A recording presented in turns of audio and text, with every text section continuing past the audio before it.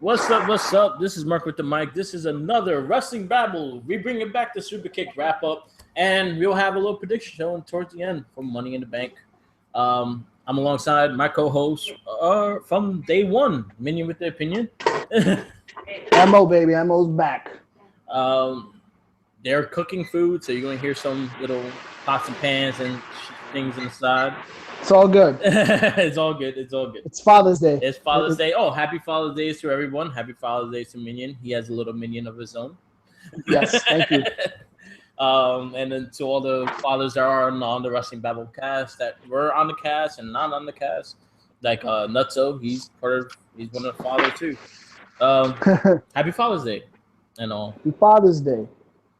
But yeah, and I put Eddie Guerrero's "I'm Your Papi" for most of the things. Yeah, that's funny. I put Eddie Guerrero's on the Wrestling Babble, and I put Tekken's Hahachi and Kazuya, the main characters, that their father son. I put them on the Recycling Gaming one.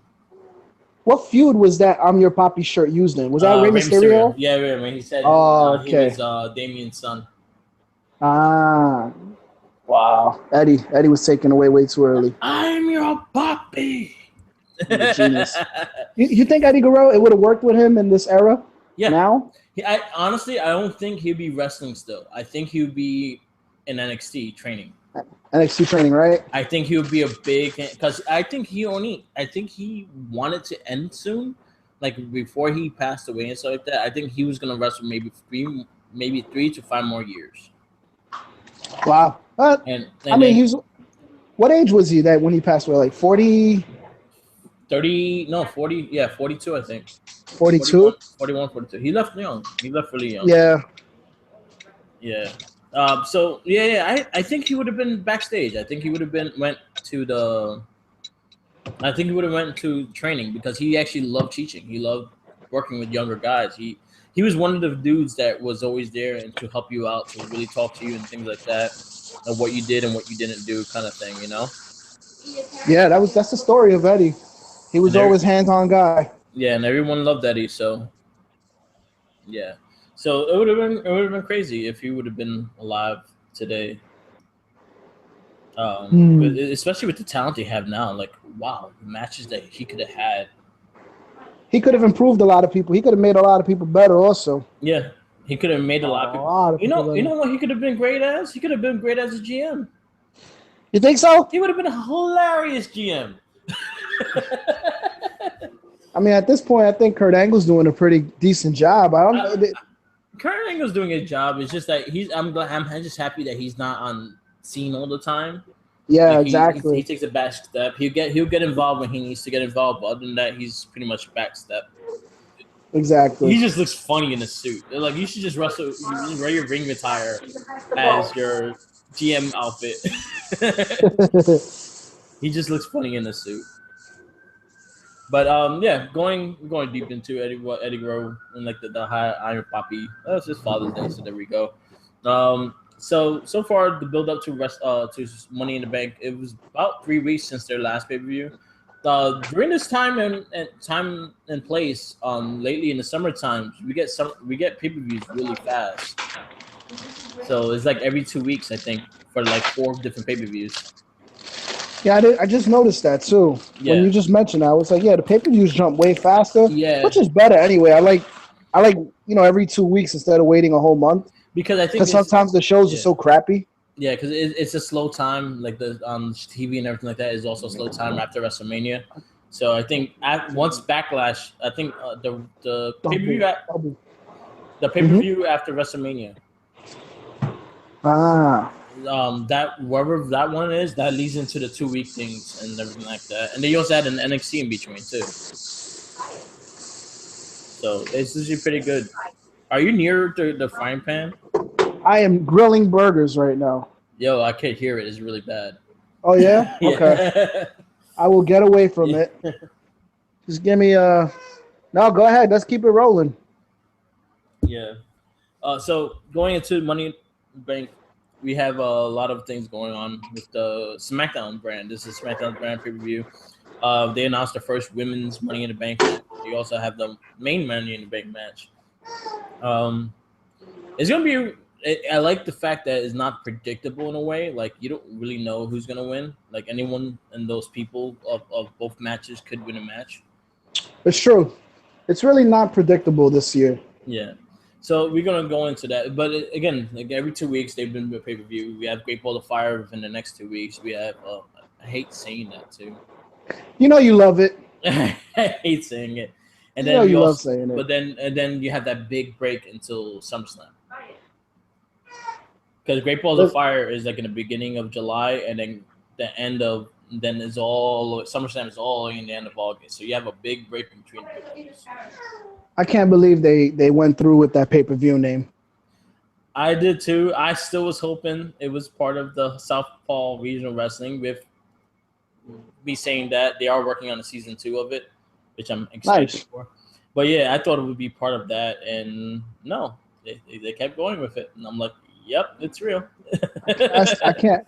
I can't fathom who came up with that name and the logo. The logo is just a mean. I feel that Vince McMahon was watching Grease. And he says, my God, this is the next pay-per-view. Yeah. I like the way Samoa Joe says it. Great Balls of Fire. he kind of sells me on the pay-per-view, and I'm happy he's main eventing the pay-per-view, so it's kind of worth it with the whole beyond the name, because it was supposed to be Bad Blood. It was supposed to be the return of Bad Blood. And they didn't want to keep that name, so they went into Great Balls of Fire. But all right, so let's go into the build up. Pretty much we only had like 3 weeks, 2 SmackDowns before this pay-per-view. They're building the tag team feud between New Day and Usos, which I'm liking the fact that Breezango is still part of it within a way, and they add in the Colognes in, because I feel at SummerSlam there's going to be a big there might be a tag team ladder match at SummerSlam. Wait a minute. Who's wrestling tonight? It's New Day versus the Usos? New Day versus Usos for the tag team. Just them, right? So Breezango's taking a backseat tonight. Yeah, and I think they're going to win it at SummerSlam. You think so? Yeah, I think Usos stay champions tonight. Wow. And then I think they're going to build a ladder match, because they have 4 really good tag teams there, or a fatal 4-way match for the tag team titles. And I think Breezango is going to come up with the win on SummerSlam. Who's your favorite tag team right now on SmackDown? I love the New Day, but I'm loving what Breezango's doing. Like Breezango, again, I say this in every fucking cast. I love Tyler Breeze. Tyler Breeze is one of my favorite dudes, and I think they really are fully using them now. Like even my girl watched it. My girl and her friends, they were over like rehearsing and stuff, and they saw the Fashion Files, and they got a fucking kick out of it. They got a good kick out of that. Yeah, have to get a good kick out of that. Fandango's like just a weird dude. He's just really funny. And then you have Breeze that he is a really good talker, and he's very underrated in that aspect of it too. Like he's really good. I don't think in this role he's really. I don't think he's really meant to talk on this role. I just think that he's just more of a. He's playing more of a clown role, and Dango's playing more of the leader. It looks like. Yeah, and that's fine. That's fine. But Breeze is doing his thing. I'm happy they're finally getting a spotlight. I wish they changed their theme. Yeah, that theme to me, it's just not. I'm not feeling it anymore. Like, change the whole name too. Don't call him Breezango no more. Call him the Fashion Police. Fashion Popo? Or the Fashion Popo. Like, yeah. You can't call them Fashion Police, I think, because of the entertainment, that Channel E. So I think they have Popo. Fashion Popo is perfect. I like Fashion Popo. Yeah. So I think that's what they should be doing with them. But under that, I see them.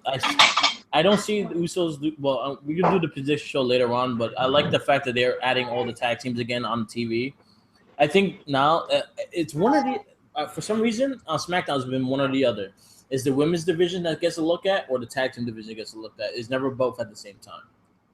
Yeah. I think that the tag division actually has made some major strides on SmackDown. Actually, I feel like they gotta get American Alpha back on TV, and I feel like you know what? That's another team that could be a big factor in the New Day winning or losing too. Is the American Alpha return? Mm-hmm. You see, and then you have a rivalry between New Day and American Alpha, and then you have Breezango go back for the tag team titles also. So you got 2 rivalries happening, and you even have Colognes in there somewhere. It'll work. Yeah. So again, build these tag teams. I think we're excited to see these tag teams going because they're showing. And I actually like the SmackDown belts. They look better than the Raw. I like how the Usos evolved. I like that the Usos evolved. Yeah, the Briscoes. They evolved. Yeah, the Usos. But it's still good on them. Yeah. I'm happy with them. Their promo's been fantastic. I've been really happy with their promos. Yeah. And I like the day one-ish. I like how Breezango been using it too. The day one is H. Day one is H. Your day one isn't H. I was surprised they finally made the T-shirt out of it. As long as they've been wearing that hoodie. It's true. They've been wearing that for quite some time. I'm still waiting for when the hell's Breezango gonna get a shirt? Exactly. I wear my Fashion Popo shirt. I don't know. Buy it. I got Breeze's first shirt, the Posers. You can't even find that shirt anymore. It's sold out. I think I got it for like $10. So let's go. Are we predicting this match? No. We go to the end of the show. We're just talking about the build-up and stuff. Well, the build has been successful.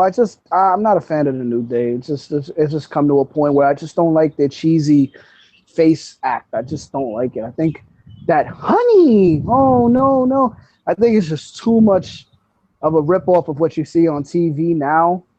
Yeah. Like a lot of it's more ratchet. Like it's Xavier Woods is like he stole a bunch of ratchet personalities and put it into one, and I just can't stand it.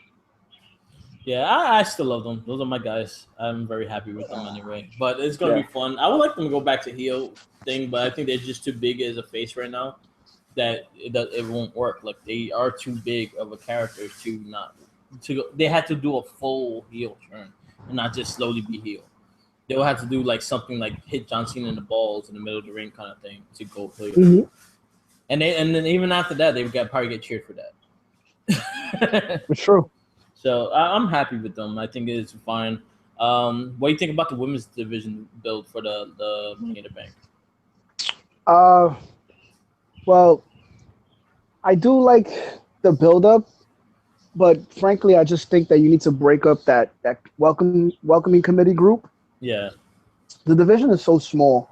Yeah. And I don't know whose idea that was, who thought that was a great idea to do it in such a tight-knit division. Mm-hmm. And plus, the women have been getting backlashed to they've been reverting back to the old style, the way they used to book them. Yeah. It's like 2 or 3 minute matches again. I think they get lazy with them, and that's a problem as well. It's just like, really? Yeah. It's a shame because also Naomi hasn't been much of a good champ. I don't know if it's because of injuries or whatever. Yeah, she's boring. It's just how I feel like she has really no real title defense at all. I don't know if it's because of the injury. I think they've been kind of like protecting her in a way. Like her doing tag matches, she's not really in the ring a lot. Like she could do her little thing. And she don't have to be in the match like 100%. She could be in the match. She'd do the high spot and that's it, and then fucking leave the ring. And I think they've been protecting her for her title reign because she is injury prone. So the last time she had the belt before she got injured, so they're trying to save her for those big matches. So at least try to save her to at least this pay-per-view or at least SummerSlam if they do change the title or anything. But I feel like I think she's gonna hold the belt until at least SummerSlam. Also, I have no idea what they've done to Charlotte. Charlotte, I don't know, she's kind of lost in this whole thing now. Charlotte's a boring face. Yeah, man. Yeah, you just should have kept her the way she was. Like, let her be arrogant. Just be arrogant and heel. She don't have to be a face. She should just be Flair's daughter. What you expect from Ric Flair, you expect from her. Exactly. So I think that was fine. Becky's been lost also, and she's my favorite of the division. I have a feeling Carmella might actually like be the one to get the Money in the Bank, but that's like a wild pick for me. But I think her character works perfect. It's just she's not that good in the ring, but her character is great. Which is kind of odd because when she was in NXT, she was a really good worker, and I don't know what happened when they come to the main roster. She was better. She was better than what she is now. She's had some horrible matches with the likes of Nikki Bella, with the likes of Naomi. I mean, these matches have been terrible. Some of these matches she's been having. But it also, I guess, the people that work with her in the ring and all too. It all depends on that part of it. Yeah. So it could be that thing. Natty, I feel like she lost a step. She hasn't really been there for me, like in my mentality. Like she's like, she's there. She's not doing anything spectacular. She's just there, and that's. Mm-hmm. I feel bad for that because she honestly, I can see her winning it too. Like again, I feel like the whole thing is like you can't really predict it. I'm looking forward to seeing because you can't really like, oh, they guarantee to win. No, anyone could win this one. I don't like how Natty is just ripping off her uncle's saying. Like, you've got to come up with something better for fans to be invested in you. Yeah, I still think she's one of their best wrestlers, though. Well, you have the same thing with Charlotte with Flair. Like that's pretty much Ric Flair. But she's never said. But she's never said to beat the. To be the woman, you got to beat the woman. She's never said anything like that. She has said that once, but she said it once, but now she doesn't say it constantly. Now it gets annoying with Natty because she goes, "The best there is, the best there was." It's like you got to cut that out. You got to evolve. You got to create something on your own. Yeah. So it's something like that. But the build's been all right. The Money in the Bank, I'm kind of looking forward to.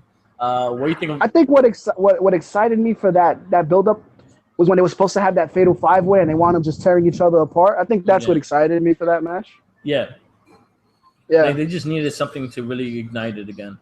Exactly. And I feel that's what kind of worked for it. Is that it got that it got ignited again. Mm-hmm. What do you think of Lana being in the whole situation?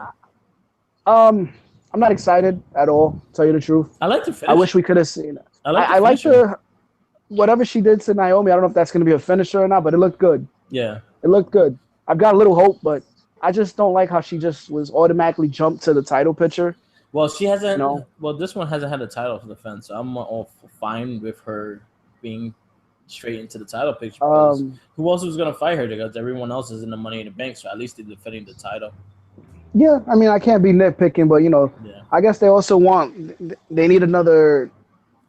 Oh, I was gonna say I was gonna call Lana a face, but no, she's not really a face. But what she's doing now, she's getting cheered like one, which is just odd. Yeah. I think you told me that this was supposed to be Eva Marie's role, right? Yeah, this was supposed to be Eva Marie's push. Because you remember how she was getting that the whole gimmick, which I loved her gimmick, and I wish they kind of gave it a chance and all, but I think it could have been something better.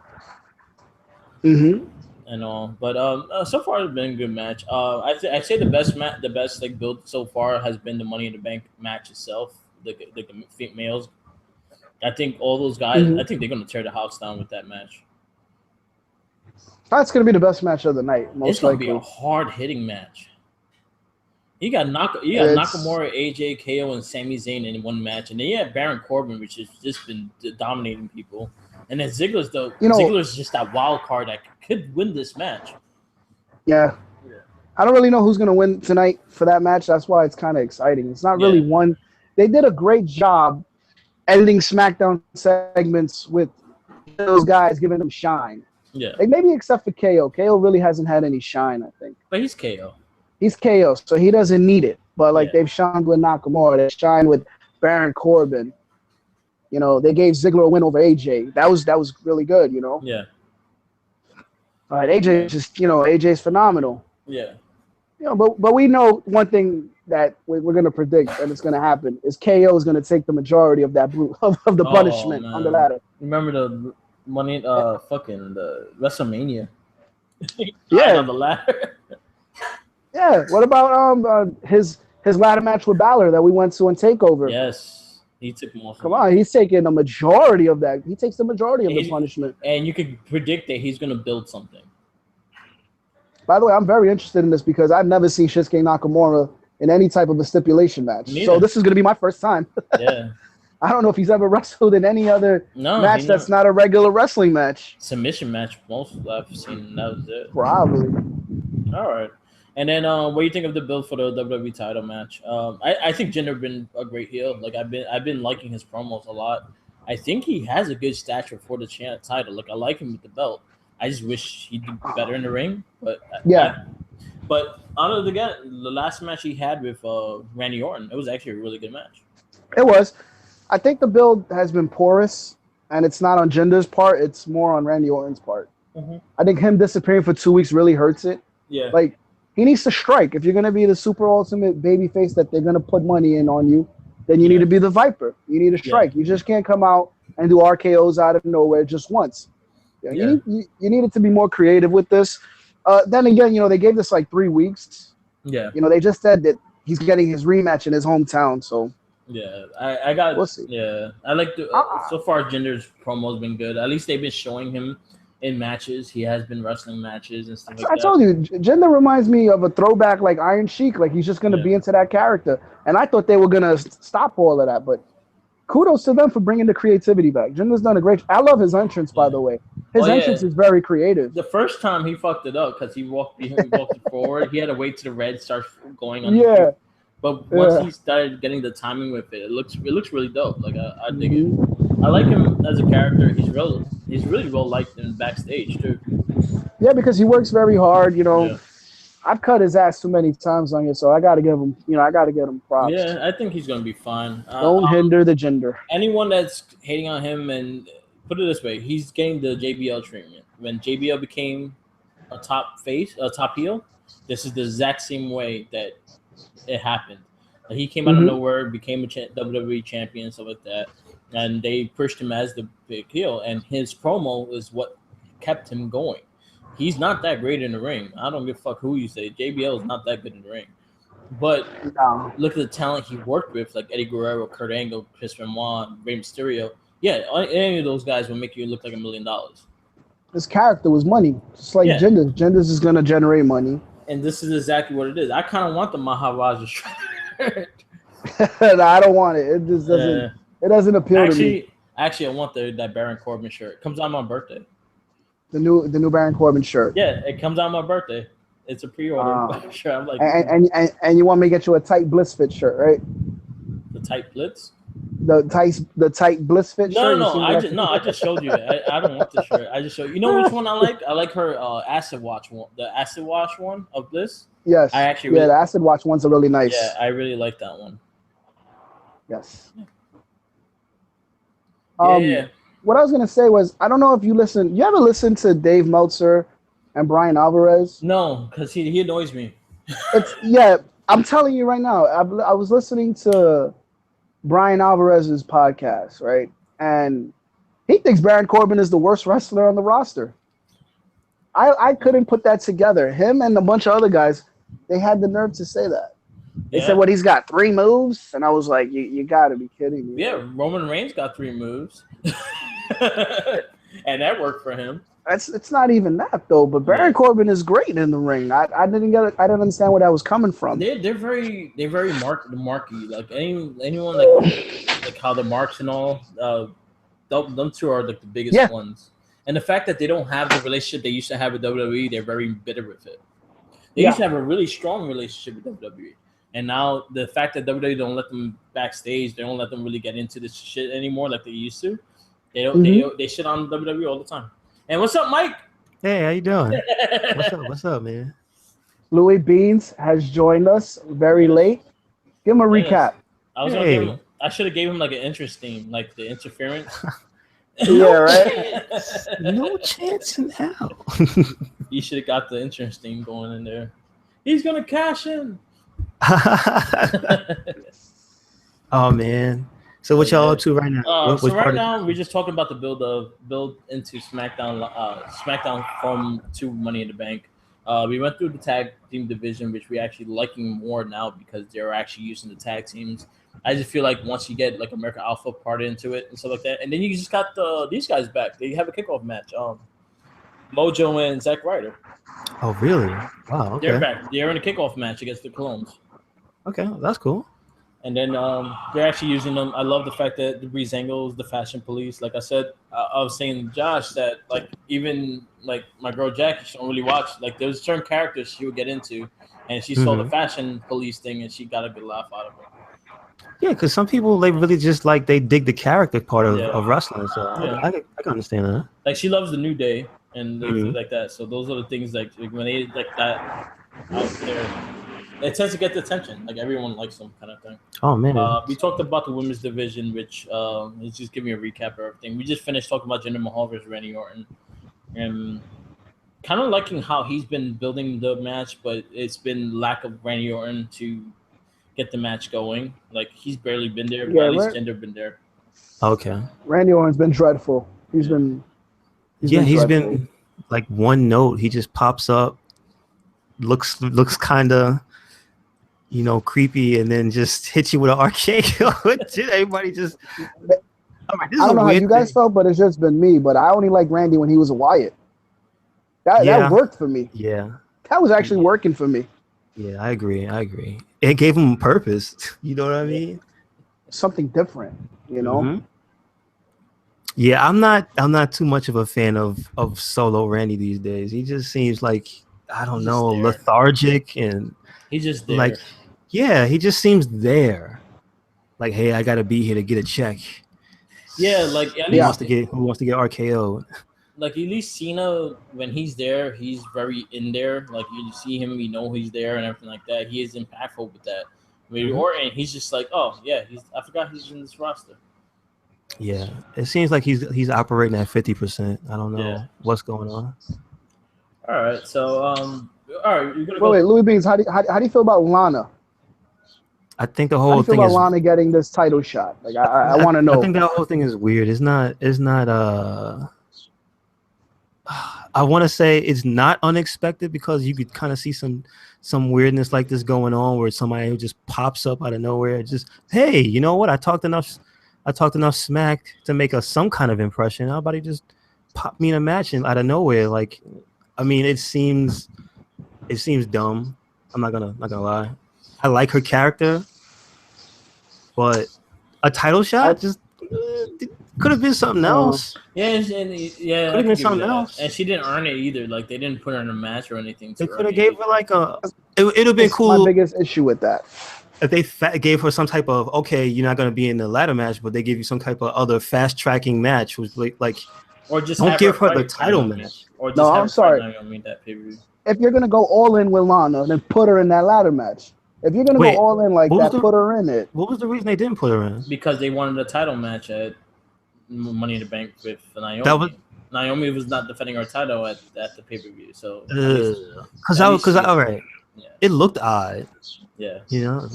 Like it makes sense to the point that you wanted the title being defended at Money in the Bank, but other than that, and I could see her getting cashed in the same night.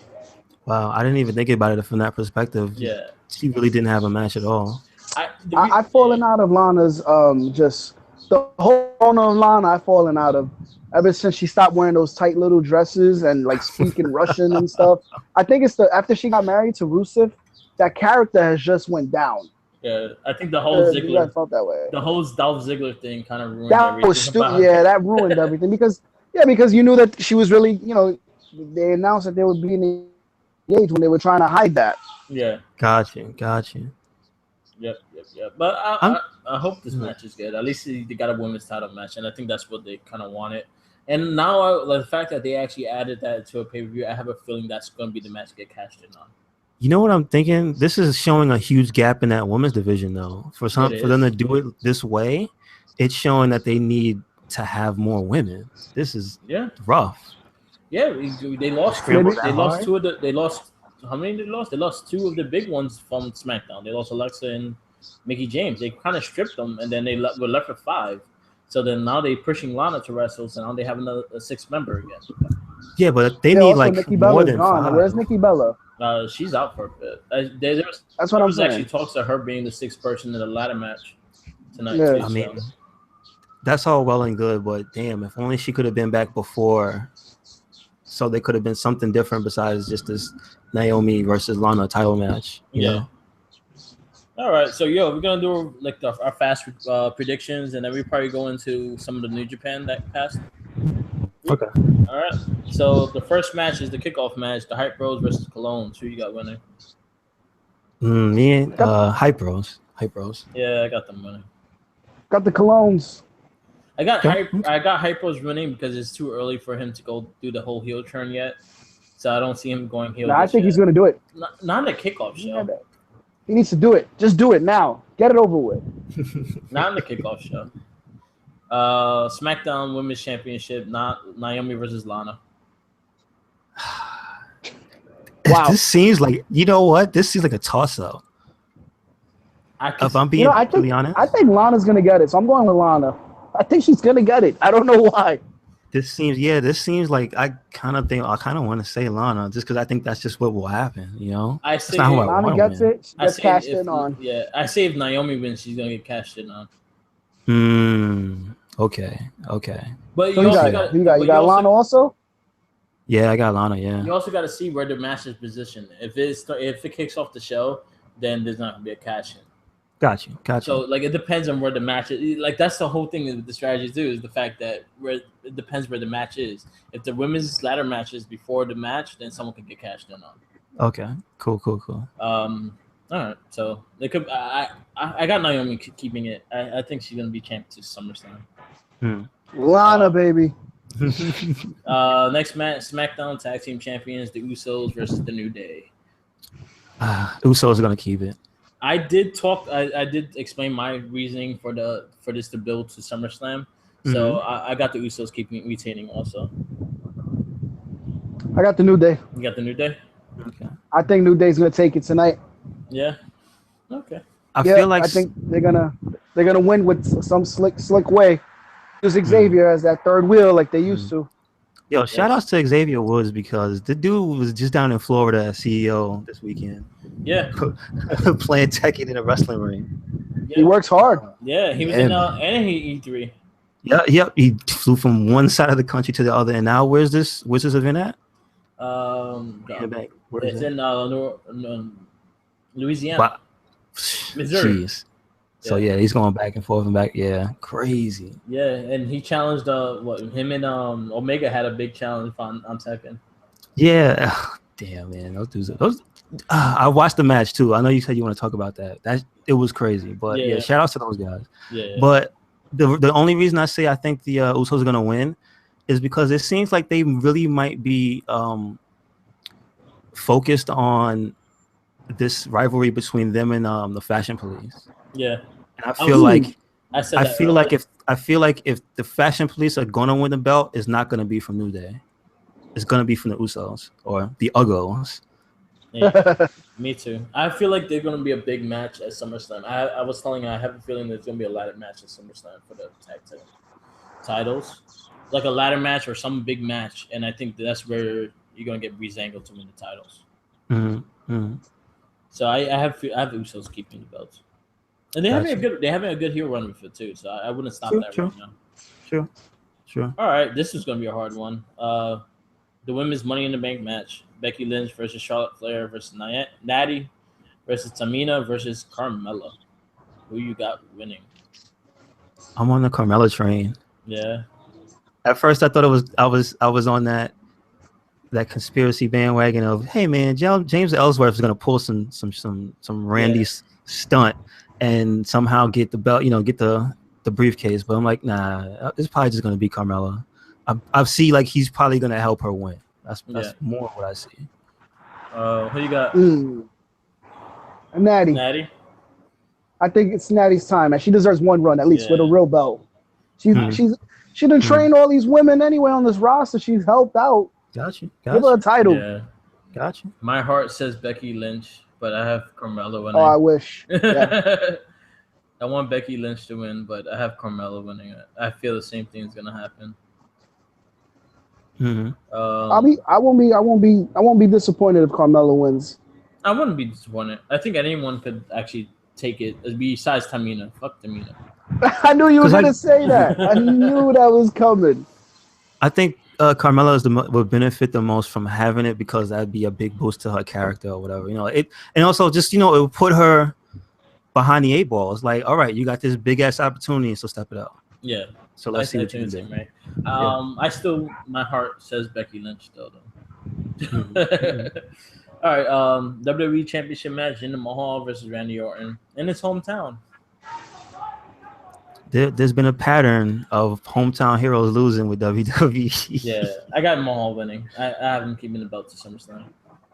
Or have him getting cashed in on. I didn't think about that. If Randy Orton wins, he gets cashed in on. But I have a feeling the Money in the Bank match is going to close out the show. Gotcha. Okay. So I don't think there's going to be no cash-ins. I'm in the same boat. I think Jinder Mahal, just because Randy just seems so cold now. I don't know. He was kind of hot coming into WrestleMania, and then he fell flat and it just like hasn't recovered. Like, I don't want to see him with the belt again. Yeah. All right.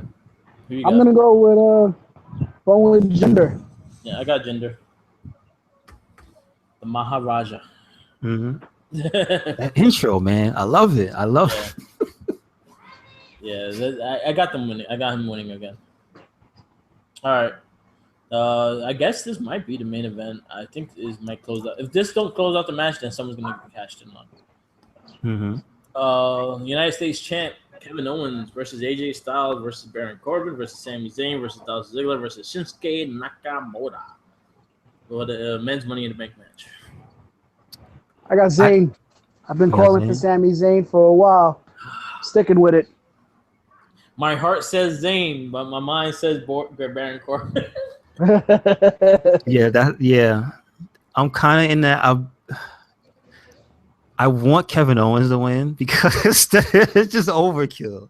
But I want it. I want him to have the U.S. title and the briefcase and be a complete dick.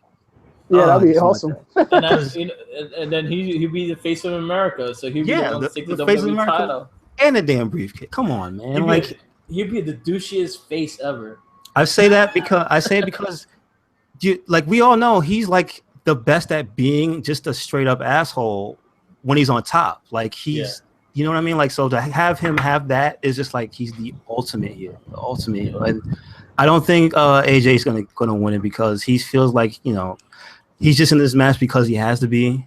Yeah. And he can get a title shot anytime he really wants to. So they still own him a single title match. Yeah, like he's gonna just get the belt again anyway. And Nakamura again, same thing. I feel like at some point down the line before they leave WWE is gonna be a Nakamura versus AJ something, some main event. Yeah, I see him being a WWE champ. Yeah, so I mean, I don't know. I don't see them. I don't even see Nakamura's character as the type to be fucking holding a briefcase. And then did you guys see the backstage skit they did with Zayn, Nakamura, and AJ was talking to Nakamura. And he said, "All right, so this guy's a little weird. He's a little quirky. Yes. And then, what are they doing with Sami Zayn? Are they doing this on purpose?" Well, I think they're letting him go. Yeah, I think they're letting him go. You ever hear him? You ever hear him talk as Jericho? That's his person. That's pretty much it. They say he's very quirky. Yeah, he's very, very quirky. Yeah, it makes it funny. perfect. It was funny when Nakamura said, "I like him." It's like they're trying to add some humor personality to Nakamura. So I was digging that. And when they asked him about him on Talking Smack too, he said the same thing. He was like, "Yeah, he's annoying. He's annoying." So I interrupted you about Ziggler. So what you were saying, you said Ziggler's like the wild card. I think Ziggler is the biggest wild card in this match because if they really want him to push as the main heel, he's the easiest one to win to cash in on the Money in the Bank. Mm-hmm. You have Randy Orton win the match and him cash in on Randy Orton. Yeah. Can I ask you guys a question?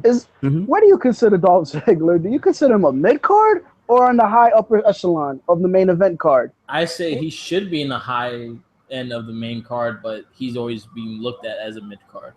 He performs at a high level, but his promos and for some reason his ability to stay likable is like mid card. I don't know. I look at him like a main event guy. He's in another main event. He's in another title match contention. Yeah. He's always in the title picture. Always. I mean, within the past maybe two or three SmackDowns, he's gotten since the last pay-per-view. Yeah. I mean, he's only had like one real mid-card match, and that was against Apollo. Yeah, that wasn't great. Well, he was in the IC picture too. Yeah. No, but I'm coming from more of Dolph Ziggler, the wrestler as a whole. Like, he performs at a high level, but it's something about his promos and this gimmick, the way he's trying to portray himself now as being soured on everything and just whiny, and it's just like I think during you're too handsome to be like that. You're too muscular. You're too, you know. I like his promos, Mike. I like his promo. No, man. It doesn't seem to fit him. It doesn't seem genuine. It's like, dude, you are it looks winning like he's at life. delivering like a stand-up comedian, which is what he does. Yeah, but I feel like he's winning at life, and he should be enjoying it. Like, dude, what are you talking about? You're like you say, you're in the main event picture again. So let me ask you a question. You think this would be better for Dolph if they were doing what they're doing with Cien Almas, where they're just letting him lose and he's like all chill, like he looks like he's gonna snap. No, and he's like, not even losing. Not even losing. Like, he's good, so he should be back and forth with anybody that he's rivaling with, but he should just not be so like it doesn't seem natural for him to be that character. I don't know. But you got to understand why he's like that though, because all these new NXT guys come in, they get all the cheers and all the pops, and the fans turn their back on Ziggler, which is perfect. It fits his character. Well, he needs to stop. He needs to stop doing the same 3 things over and over again, and actually have a zigzag put somebody out. Like, he has to have. All right, dude. You want to be main event again and taken, seriously? Like, have your moves put people out. Yeah. Like, don't get mad and then run and get a chair.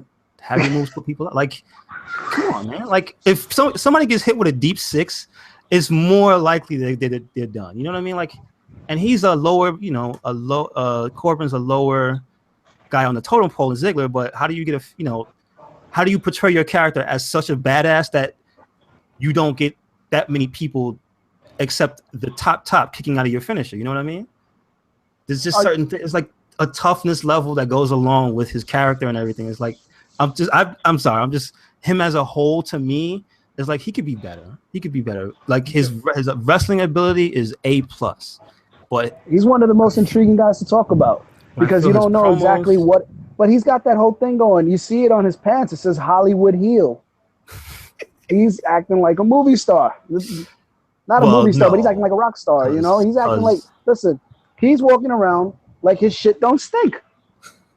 And then he's the best. I wish he was. It's basically what he's doing. No, he's more of, why this guy? He doesn't seem very generic. I feel like the last time he was like really pushing to that main event level, that's when he got injured. It was against Del Rio when he had AK with him. He got looked at as that main event, that main card guy and everything like that, because he had the bodyguard, he had the valet, and he had pretty much the Shawn Michaels-ish thing going on. But he was but when he got the title, he was a lot more accepting. I feel like they mess up with him when they put him in those big pictures and they put him in those big title pictures. The matches don't deliver. Look at the one where he had with Dean Ambrose. Look when he was for the WWE title. I didn't think that one was that bad at SummerSlam. But they didn't give the time they needed, and honestly, I just agreed with. But they didn't treat the title. I agreed with your assessment also, though. I remember your assessment of that match. You were like, I wish they would have just knuckled up and just attacked each other instead of trying to actually have a wrestling match. Yeah, that bothered the shit out of me. It's like, why would you just like pace around when you guys like he's just like cursed your mama out? Go fuck him up. Well, that type of art is gone though. If you look at it, a lot of that stuff is gone. Somebody's got to revamp that. Like, look at KO fucking. Well, with KO and Sami Zayn do it, it's great. Every single time. They do it all the time. It's because it's a heated rivalry. Sami Zayn you know who really turns it on though, and I'm who? Is Roman Reigns? AJ Styles? No, it's Roman Reigns when he's put with the right people. When him and KO were going at it on those pay-per-views, and they went through tables and whatnot. Like, yo, dude, he delivers. But it's just like, but Wyatt this past week. Yeah. You mentioned slapped the shit out of him. You mentioned that. But it's like one of Roman's worst feuds was with Rusev. But even that was good, but that was one of his worst ones. So that Roman Reigns he's a great competitor. And yes, he does show emotion when he's hitting people. And I do like his attitude that he's showing more now, especially because he's acting like a cocky asshole.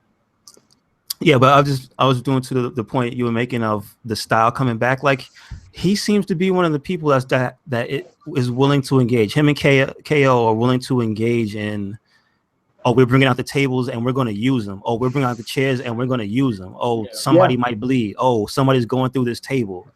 We got cage matches. We do them. Like those two, like seem to be the ones that are pushing for what you're talking about. Like this kind of more violent wrestling. But it just seems like the impact, it means something. You know what I mean? Like I'm just doing it. So how much of a chance do you guys give Shinsuke to win this ladder match? Because he's never been in it. I was telling Merck earlier. I've never seen him in any stipulation match other than a regular wrestling match. I don't see him winning. So this is quite intriguing. No, I don't see him winning. I say he's like 10 to 1.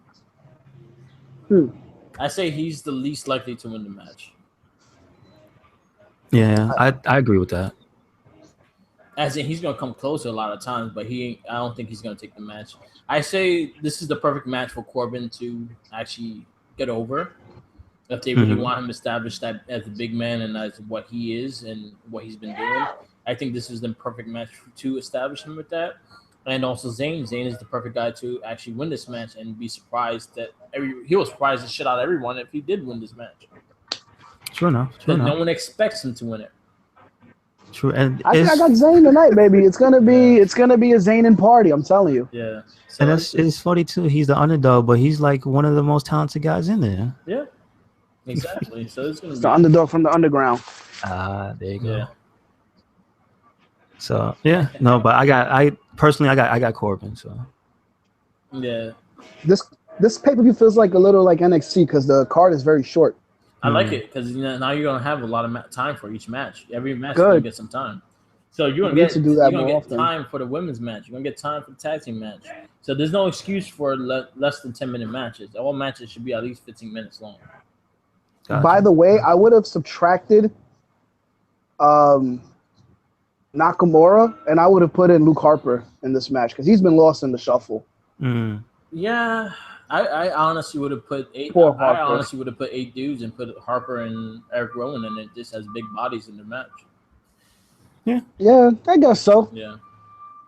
All right, just a little update. Velveteen Dream takes a shot at Okada and is calling his finisher the Purple Rainmaker. Really? No way. No way. The Purple Rainmaker. Yes. Oh, that's wow. Awesome. They were singing, the other match, the other day, I think I posted up on the Wrestling Babble that he did double drop and they were yelling Purple Rain, Purple Rain. Really? Yeah. Oh, wow. Okay, good. All right, so that's our predictions for Money in the Bank and all. You want to discuss a little bit of the New Japan show? Sure. Well, I'm up for it. Yeah. Well, we could discuss the match you saw and what you think of what rating you would give the match and how you liked it. So I guess the Okada Omega is the one that everyone watched, I guess. I've only got to see that match. Like I've seen highlights from the other matches, but that was the only one I got to see the entire thing. Again, my favorite card in the match was Naito and Tanahashi. Those are usually my favorite matches because I like their personalities in the ring. They fucking they work the party body part like the whole fucking match too. It was like really good.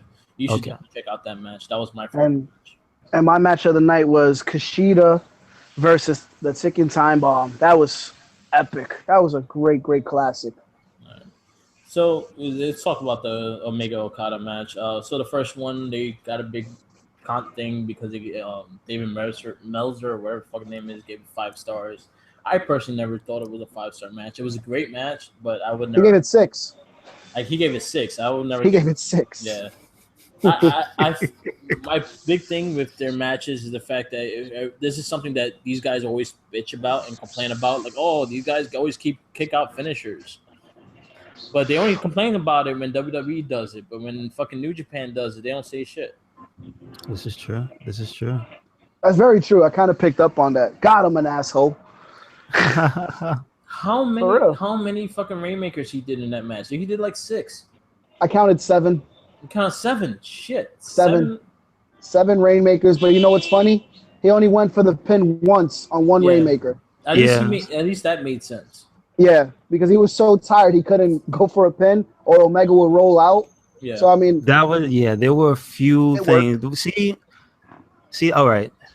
this match in particular that I've seen, because the other one was a good match. It was really, really good match, right? Yeah.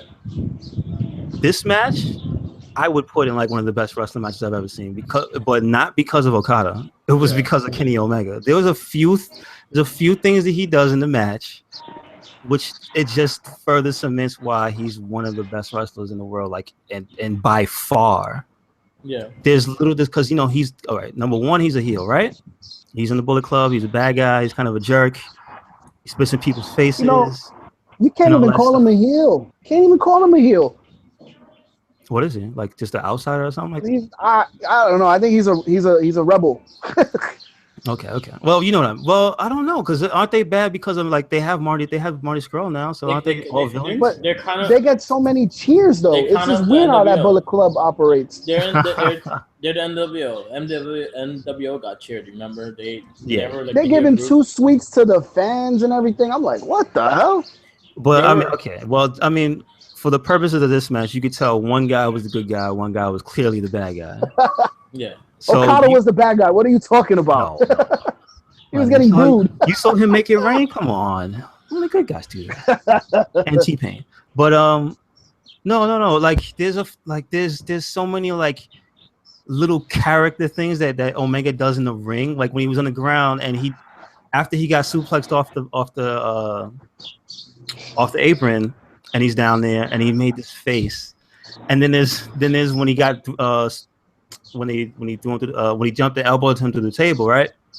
When they're doing the whole thing and he's walking back and getting ready to do something else. Okada's walking back, and then you see Omega's in the ring, like on the apron, and he's on his back under the bottom rope, pulling himself along the ring to the position to where he can be grabbed. You have to watch it again. It's like a little worm inching across the ring, and it's like he's doing this well in view of the camera, and it's like he's got that thing about him where he's Weasley as a character. Like he's like I don't know how to describe the way he is when he's in the ring, but he's kind of like a snide, almost asshole-ish like wrestler towards the other person, because he'll do things and like he'll point at him and he's heel AJ. That's what he is. But it's all those things combined, like with all those hard-hitting moves, but fucking all those little character details, man. Like when he passed out and missed the Rainmaker. What? Yeah, I love that. Or when he caught Okada's drop kick and powerbombed him perfectly. Like what? Yeah, that was a crazy move. I've never seen that before. If you noticed this, and maybe Jay, you might have noticed this when he said you can't escape. Yeah, I've heard audibly, that. I love fucking third strike. Like, come on, who does that? Yeah. He was just itching for Okada. He was like, come on, and he was just like getting him in a grapple, putting him down, taking him to school. There was a lot of things. Oh, when he willed himself not to fall off the top rope when he did the splat, the backflip. Yeah, like, you saw him like, no, I'm not going down. Fuck that. Mm-hmm. Like, did you like the finish? It was amazing. I think it should have ended maybe one Rainmaker ago. Maybe one Rainmaker ago. Maybe one Rainmaker ago. Oh man. There's a point where with the New Japan matches in particular, where it just becomes you guys got to cut down on the strong style, dude. Like for the sake of the match, because at some point, how am I supposed to believe after you've taken 15 knees to the face, 13 power bombs, 17 drop kicks to the back of the head? Like, at what point do I believe that this is still, like you know what I mean? Like, it kind of takes me out of it after a while. It's like, come on, cut that shit out. Interesting, yeah, interesting. Just in the match. Yeah. You know what I mean? I agree. That's the reason why I like the Naito and Tanahashi a lot more than this match. Yeah, there was just perfect example. When he kneed him in the face, when Kenny Omega was coming back in maybe mid-match, he in the Bullet Club was coming down to the ring, and there was the point where this is what got a huge pop. It was he gave Okada 3 knees and then did the reverse Frankensteiner, and everybody lost their shit. Yeah, and it was like, well, okay, he just killed the man. Could you just finish him and then that's it? And it goes, but he no, the him. match is not done. And it's like, come. come on.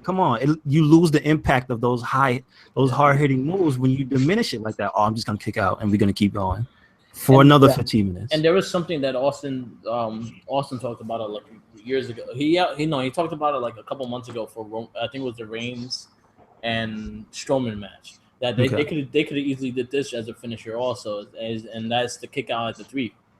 So when you fully like you're dead and everything like that, when you pin and stuff like that, right when it hits 3, that's when you kick out. So you lose the match, but you're still in it to the point that you still try to kick out and stuff because it shows dramatic. The dude is fucking hurt as hell, but you still try to kick out.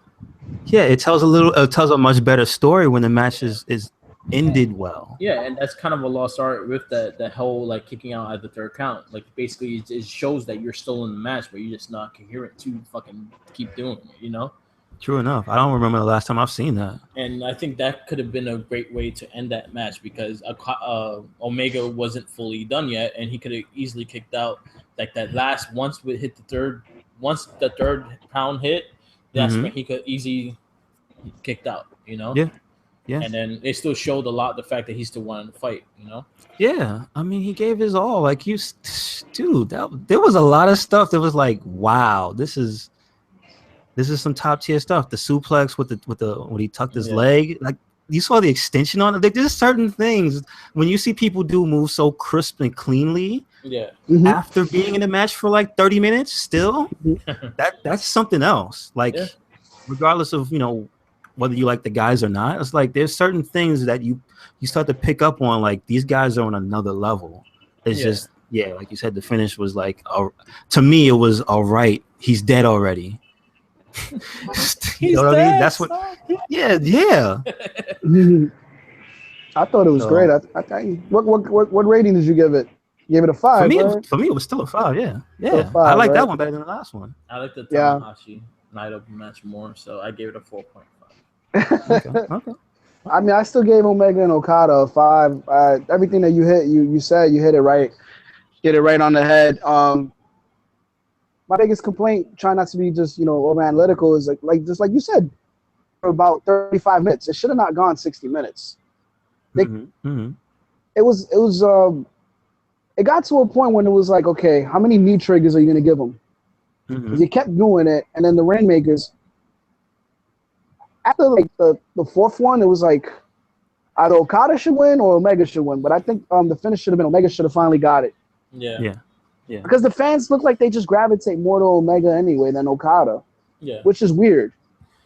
Because again, like Bullet Club is like the NWO. Like the NWO was very popular even with the crowds and shit like that when they became its own brand and shit. And I think that's kind of what Bullet Club is into New Japan. Like they're their own little crew that's the fun crew and shit like that. Yeah, and Cody brought up the fact, like on a podcast not too long ago, that he's he holds the record for selling the most shirts. Yeah, a foreigner in New Japan. Like, it's crazy how open they are over there. I like that shirt. Yeah, I like most of their shirts. I mean, the only one is the Buck shirt because of the rainbow stuff on it. It was like I actually don't mind that one either. No, it's just I don't like the colors with the black and white. Like, news. Hot Topic sells them now. Yeah, I saw the picture, all of them in a row. And they still $25. Like, all right, guys, do what you got to do. I was hoping I hope they're selling it online because they were sales like buy one get one $5. Oh, really? But they was not online, and it made me mad. Okay. Because they do WWE shirts too. No, okay. Yeah, you're right. They do sell WWE official WWE shirts because I saw the Babble one on sale there too. They should make a bundle with all of those shirts together for like $50 or some shit. Yeah, they ain't gonna sell. That would be like $100. I know, but I'm just.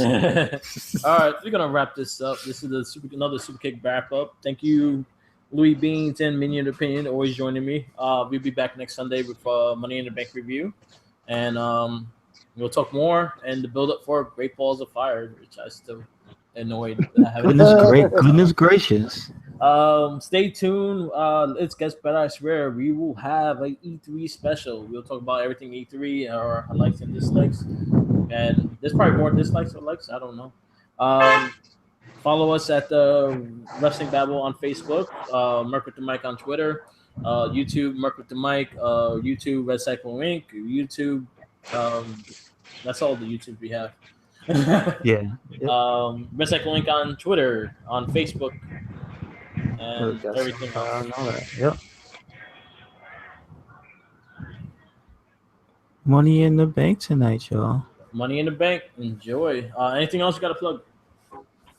No, that's basically it. Nope. That's basically it.